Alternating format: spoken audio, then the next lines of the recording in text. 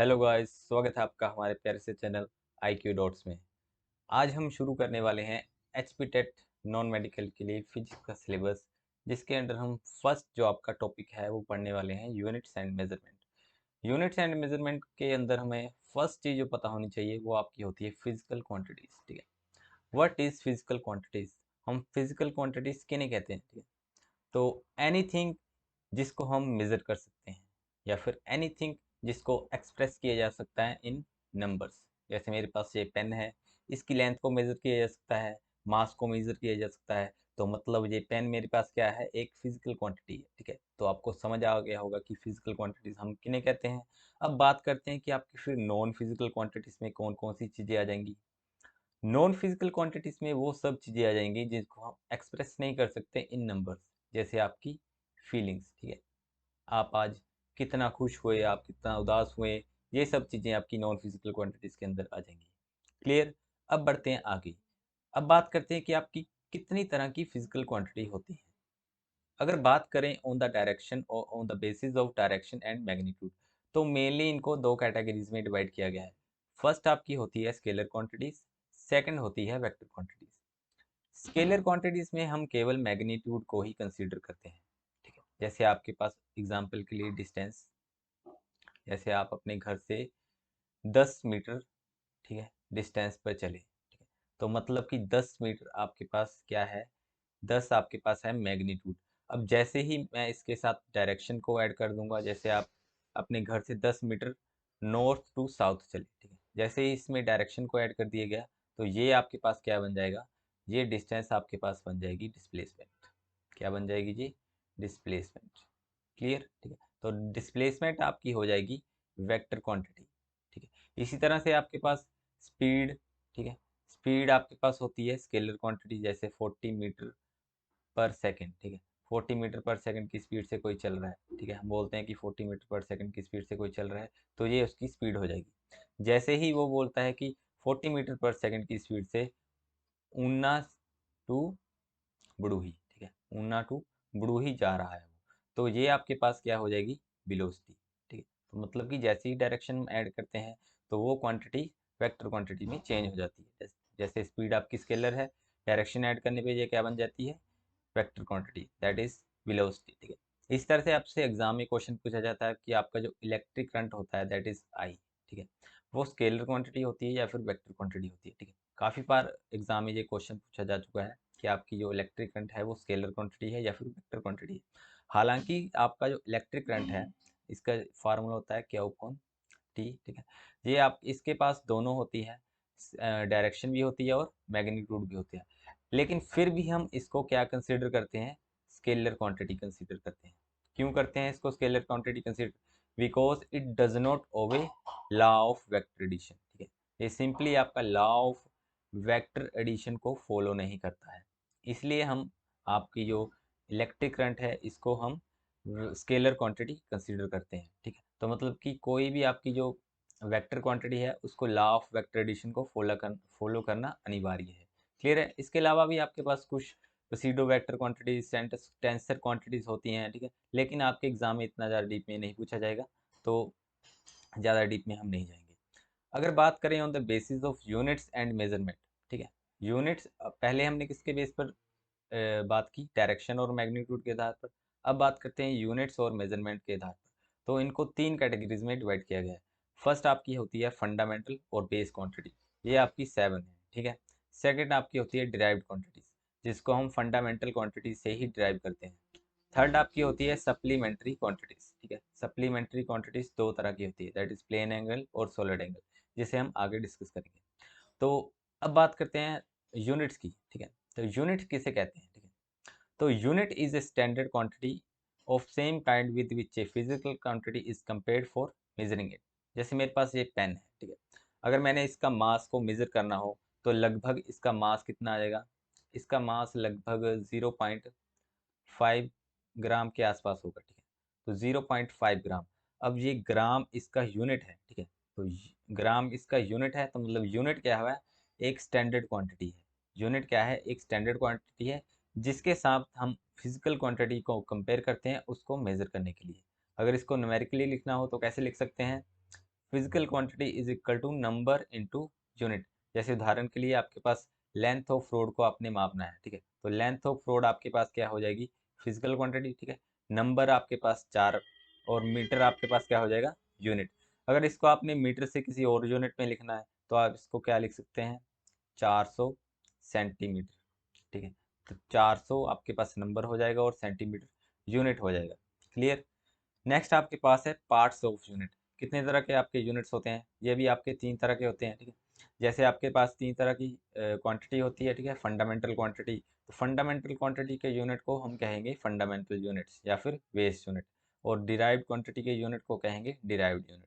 और supplementary quantity के unit को कहेंगे सप्लीमेंट्री यूनिट्स। क्लियर। अब नेक्स्ट है हमारे पास what is fundamental units.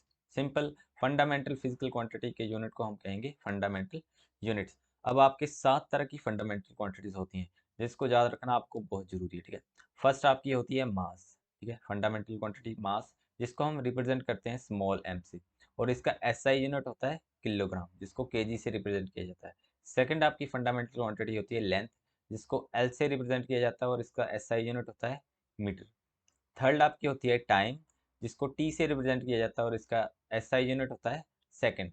Fourth आपकी करंट है, इसको आई से रिप्रेजेंट किया जाता है और इसका एसआई यूनिट होता है एम्पियर, ठीक है। नेक्स्ट आपकी होती है टेम्परेचर, इसको टी से रिप्रेजेंट किया जाता है, ठीक है, कैपिटल टी से, और इसका एसआई यूनिट होता है केल्विन।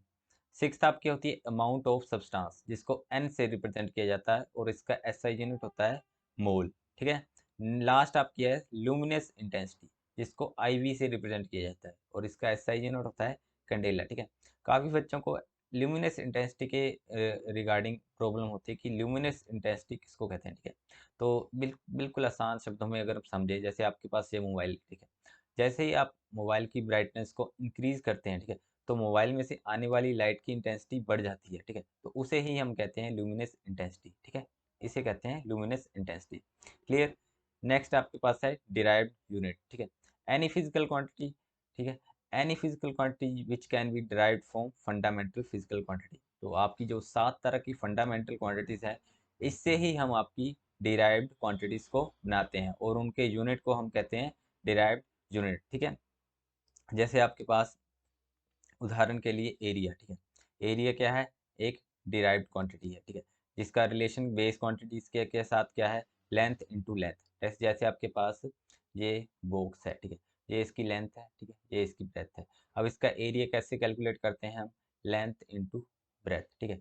अब लेंथ आपके पास क्या है, फंडामेंटल क्वांटिटी है, ठीक है, तो लेंथ के लिए हम क्या यूज करते हैं, इसको मेजर करते हैं मीटर में, ठीक है। और ब्रेथ भी आपके पास क्या है, एक फंडामेंटल क्वांटिटी है, ठीक है, मतलब कि लेंथ, इसका यूनिट भी क्या हो जाएगा, मीटर, ठीक है। तो इसका डिराइव्ड यूनिट क्या हो जाएगा, मीटर स्क्वायर। इसी तरह से volume, length into length into length, that is metre cube. इसी तरह से डेंसिटी, डेंसिटी का फार्मूला होता है मास अपॉन वॉल्यूम, ठीक है, that is mass upon length into length.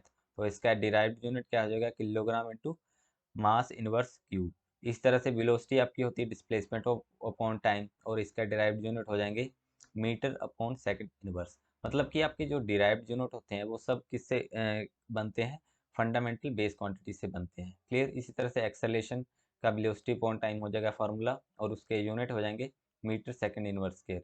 इस तरह से फोर्स, फोर्स का फार्मूला होता है मास इंटू एक्सेलेरेशन, और इसके डिराइव्ड यूनिट हो जाएंगे kilogram metre second inverse square. Clear. Next आपके पास कुछ इंपॉर्टेंट फिजिकल क्वांटिटीज दे रखी हैं, ठीक है, और उनके यूनिट्स दे रखे हैं, जिससे डायरेक्ट एग्जाम में आपसे क्वेश्चन पूछे जाते हैं, ठीक है। जैसे आपके पास जैसे एनर्जी का काफ़ी बार क्वेश्चन पूछा जाता है कि आपके एनर्जी का सीजीएस यूनिट क्या है, दैट इज अर्ग, और एसआई यूनिट क्या है, जूल, ठीक है। आप चाहें तो इसका स्क्रीनशॉट ले सकते हैं। क्लियर।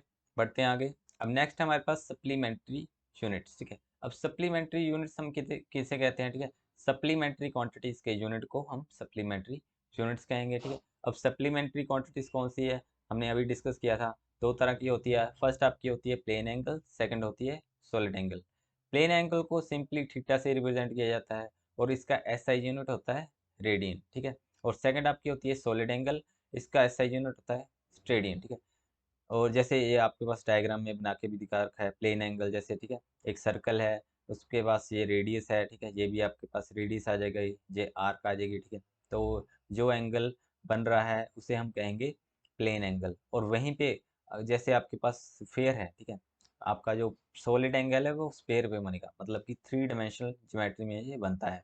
जैसे एक कोन की शेप से ये बनता है, ठीक है, इसको सिग्मा से रिप्रेजेंट किया जाता है, ठीक है, इसको रिप्रेजेंट किया जाता है सिग्मा से।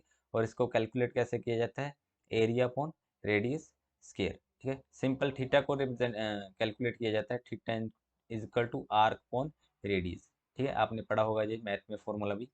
बढ़ते हैं आगे।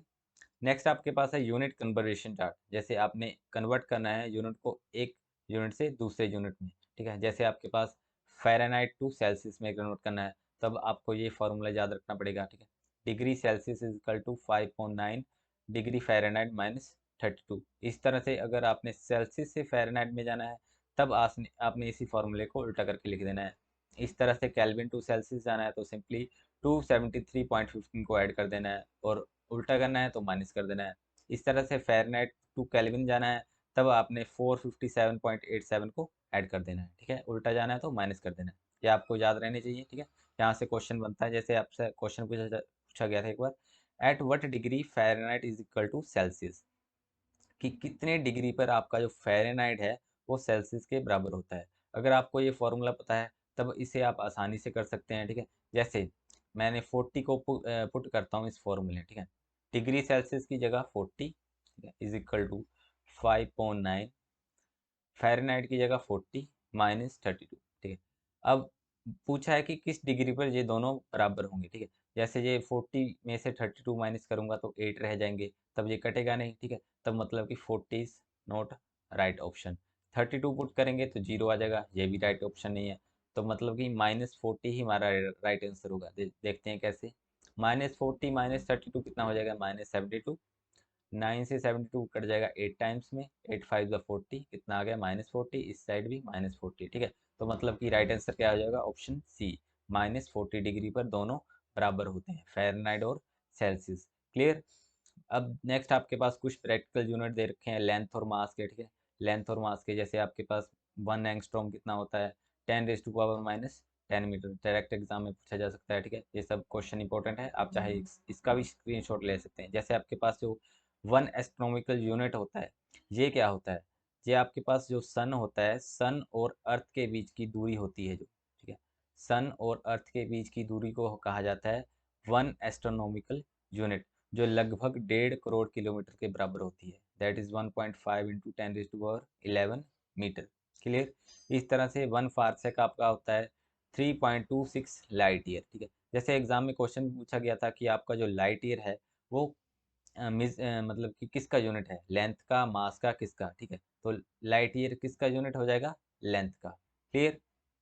इसी तरह से आपके पास कुछ प्रैक्टिकल यूनिट दे रखे हैं मास के, जैसे 1 क्विंटल कितना होता है, 100 kg के बराबर होता है, ठीक है। इस तरह से चंद्रशेखर लिमिट आपकी क्या होती है, चंद्रशेखर लिमिट होती है आपका जो सन है उसका जितना मास है उसका 1.4 टाइम्स आपकी उसको मल्टीप्लाई कर देंगे मास ऑफ सन के साथ, तब आपके पास चंद्रशेखर लिमिट बनती है। क्लियर। नेक्स्ट आपके पास फिर से कुछ इंपॉर्टेंट यूनिट लेंथ के दे रखे हैं, मास के दे रखे हैं, टेम्परेचर के जो हमने ऑलरेडी डिस्कस कर लिए हैं। इसके अलावा एनर्जी के, ठीक है, एनर्जी का ऐसा यूनिट होता है जूल, ठीक है। इसके अलावा कैलोरीज, इलेक्ट्रॉन वोल्ट, ये सब भी आपके एनर्जी के यूनिट होते हैं। और आपके जो एनर्जी और वर्क है, इन दोनों के यूनिट सेम रहते हैं, ठीक है। जैसे एग्जाम में क्वेश्चन पूछा गया था कि आपके पास 4 ऑप्शन दे रखी थी, जूल, कैलोरी और इलेक्ट्रॉन वोल्ट, एक सम अदर ऑप्शन दे रखी थी, वो बताना था कि आपका कौन सा एनर्जी का यूनिट नहीं है, तो फोर्थ ऑप्शन आपकी राइट आंसर हो जानी थी। इस तरह से प्रेशर के यूनिट क्या होता है, इससे यूनिट इसका पास्कल, और क्या होता है 1 एटमॉस्फेरिक, ठीक है, और 1 बार, ये भी प्रेशर के यूनिट हैं, ठीक है। और टोर भी आपका प्रेशर का यूनिट होता है, ठीक है। इस तरह से वॉल्यूम के यूनिट हैं। क्लियर। अब बढ़ते हैं आगे। नेक्स्ट आपके पास है डायमेंशंस। डायमेंशंस किसे कहते हैं, ठीक है। मान लीजिए आपके पास कोई रोड है, ठीक है, जिसकी लेंथ है 10 मीटर, और एक और रोड है जिसकी लेंथ है 100 मीटर, और एक और रोड है जिसकी लेंथ है 1000 मीटर, ठीक है। अब डायमेंशन क्या होते हैं, डायमेंशन हमें बताते हैं कि हमने जो उसको मेज़र करना है क्वांटिटी को, ठीक है, वो उसको किस में मेज़र करना है, ठीक है। जैसे 10 मीटर मेरे पास क्या आ जाएगी, लेंथ, 100 मीटर भी क्या आ जाएगी, लेंथ, 1000 मीटर भी क्या आ जाएगी, लेंथ। मतलब कि आपके जो डायमेंशन होते हैं इसमें हम केवल और केवल कंसीडर करते हैं यूनिट्स को, ठीक है। मतलब कि यूनिट मतलब कि आपके पास जो मैग्नीट्यूड होता है उसको कंसीडर नहीं किया जाता है, ठीक है। मतलब कि आपके पास डायमेंशन क्या हो जाएंगे, the power to which fundamental quantities are raised to represent that physical quantity, ठीक है। जैसे आपके पास 7 तरह के फंडामेंटल क्वांटिटी हैं, ठीक है, 7 तरह के फंडामेंटल क्वांटिटी हैं। तो इसी तरह से आपके पास जो फंडामेंटल क्वांटिटी हैं जैसे मास है, इसको हम किस में मेज़र करते हैं, ठीक है, किलोग्राम में, ठीक है। और इसके लिए आपके पास जो डायमेंशन फॉर्मूला हो जाएगा वो बन जाता है कैपिटल एम, ठीक है। मास के लिए हम यूज़ करते हैं एम, लेंथ के लिए यूज़ करते हैं कैपिटल एल, टाइम के लिए यूज़ करते हैं कैपिटल टी, अम्पियर के लिए हम सॉरी करंट के लिए यूज़ करते हैं ए, और टेम्परेचर के लिए के, और बाकी सभी के लिए ये सभी यूज़ करते हैं, ठीक है। केवल मास के लिए एम, लेंथ के लिए एल और टाइम के लिए टी यूज़ करते हैं, ठीक है।